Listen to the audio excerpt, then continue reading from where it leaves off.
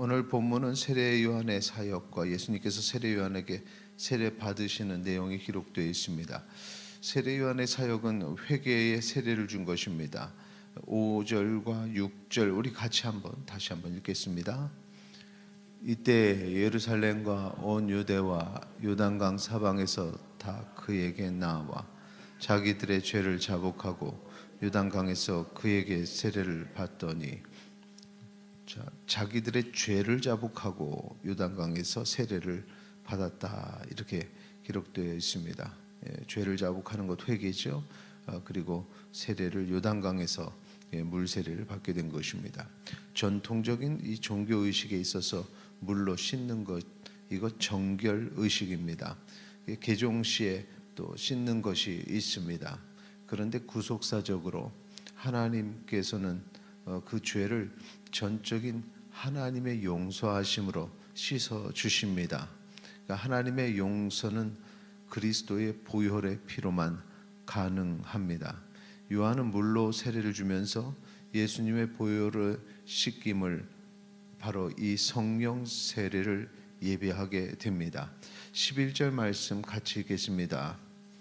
나는 너희로 회개하게 하기 위하여 물로 세례를 베풀거니와 내 뒤에 오시는 이는 나보다 능력이 많으시니 나는 그의 신을 들기도 감당하지 못하겠노라. 그는 성령과 불로 너희에게 세례를 베푸실 것이요. 자, 앞에서 말씀드렸던 것처럼 요단강에서 물로 세례를 받은 자들에게 그렇게 이제 세례 요한이 말하기는, 그는 이제 내 뒤에 오시는 예수께서는 그는 성령과 불로 세례를 베푸신다라고 말씀하고 계십니다. 자, 그 성령과 불로 세례를 베푸시는 예수님이 세례 요한의 물 세례를 받으실 필요는 없습니다. 그런데 예수님께서 그 세례를 받으셨는데 그 이유를 15절에서 모든 의를 이루는 것이 합당하다, 이와 같이 하여 모든 의를 이루는 것이 합당하다, 이렇게 그 이유를 설명하셨습니다. 여기서 의는 하나님의 뜻에 합당하고 하나님 보시기에 바른 것이 의입니다. 하나님께서는 예수님의 십자가를 통해서 의를 이루시기 원하셨는데, 예수님은 세례를 받으심으로 죄인들과 같이 낮아지셨습니다. 그리고 하나님의 권위에 순종하셨습니다. 그렇게 십자가로 가는 길의 문을 열어놓은 것입니다. 물세례를 받으신 예수님께서 성령께서 임하셨고 하나님의 음성이 들렸는데 16절과 17절 우리 같이 읽겠습니다.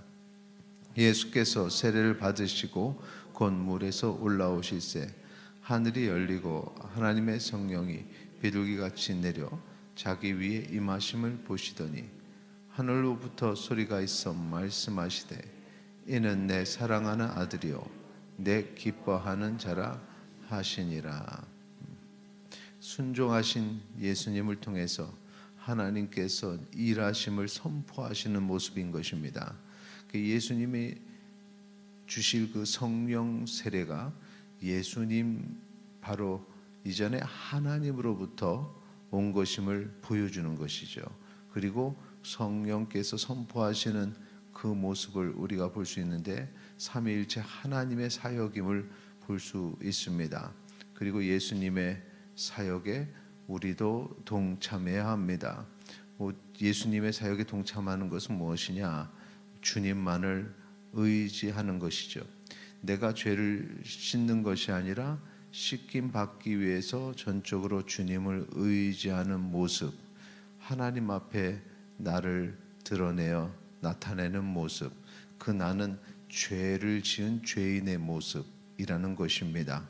그래서 죄인은 오직 주님만 의지해야 된다는 사실을 기억하시고 오늘도 하나님 앞에 내 모습을 그대로 드러내시기 바랍니다. 또 한 가지 예수님의 모습은 성령 충만함이었습니다.